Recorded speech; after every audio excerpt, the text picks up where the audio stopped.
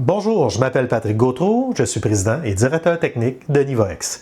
Bienvenue dans cette vidéo qui va traiter des composantes de finition se trouvant à l'intérieur de votre immeuble. On parle ici des revêtements des étages. Les revêtements intérieurs désignent l'ensemble des matériaux de finition appliqués sur les murs, les plafonds et les structures apparentes. On parle ici principalement du gypse, placo-plâtre, du béton apparent, des blocs de béton ou de la maçonnerie intérieure. Ce sont des éléments qui assurent l'esthétique de vos pièces, l'isolation acoustique et parfois la protection contre le feu. Au Québec, avec nos cycles de gel et de dégel, ces surfaces peuvent subir des mouvements naturels du bâtiment. C'est pourquoi il est fréquent d'y voir apparaître des altérations. Voyons ensemble quelles sont les vérifications et les entretiens à réaliser sur les revêtements intérieurs. Premièrement, procédez à une inspection visuelle des fissures, donc examinez les coins de mur ainsi que le haut des portes et des fenêtres. C'est souvent à ces endroits que les tensions vont s'accumuler. Il faut distinguer deux choses, donc les fissures capillaires, très fines, superficielles, souvent esthétiques, et les lézardes, donc des fissures plus importantes qui peuvent avoir 3 mm de largeur, donc un huitième de pouce, et qui évoluent dans le temps. Parfois même, l'épaisseur peut être variable entre une extrémité et une autre de la fissure, ce qui pourrait justement amener vers une déformation et expliquer une structure qui bouge. Si vous avez des blocs de béton, notez si la fissure suit les joints en escalier ou si elle coupe le bloc. Prenez en note ces différentes informations, ça va faciliter l'expertise qui pourrait être réalisée.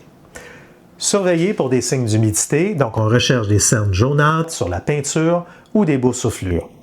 Sur le béton, surveillez l'apparition de poudre blanchâtre, qu'on appelle inflorescente. C'est un signe que l'humidité migre à travers le mur. On regarde également les fixations et les joints, donc on vérifie si les joints de scellement entre les différents matériaux, par exemple entre un mur de béton et un plafond de gypse, est toujours en bonne condition. On repère aussi les têtes de clous ou de vis qui pourraient ressortir sur le gypse. On appelle souvent ça pop-out, donc c'est vraiment l'extrémité de la tête du clou ou de la vis qui ressort et qui endommage la surface. Passons maintenant à un aperçu des entretiens à réaliser. La gestion de l'humidité, c'est un point crucial. On veut maintenir un taux d'humidité relative intérieure entre 30 et 50 %.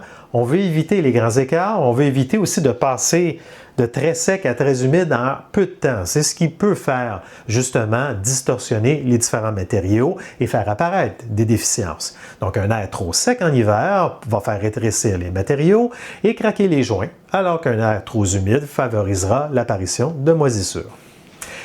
Des réparations esthétiques seront possiblement à faire, donc pour des micro-fissures stables, vous pouvez les colmater avec un composé à joint, poncer et repeindre. Si une fissure semble bouger, on ne la bouge pas nécessairement immédiatement, quoique oui, c'est possible de le faire, mais ça nous donnera alors une référence pour suivre son évolution et pouvoir la surveiller. Sinon, on peut également marquer d'un crayon l'endroit de la fissuration, même dater, et voir si dans quelques semaines ou mois, il y a eu une progression. Pour le nettoyage, pour les joints de gypse peint, un dépoussiérage et un lavage doux suffisent généralement. Pour les murs de béton ou de bloc, on peut passer un aspirateur pour retirer les poussières accumulées dans les pores. La fréquence de vérification va varier, bien entendu, du type de structure, les variantes de température, d'humidité. Donc, il est recommandé au moins de faire une tournée d'inspection visuelle une fois par année. Idéalement, lors des changements de saison importants, quand le chauffage démarre ou s'arrête, ça peut également être une belle période pour effectuer ce type de vérification.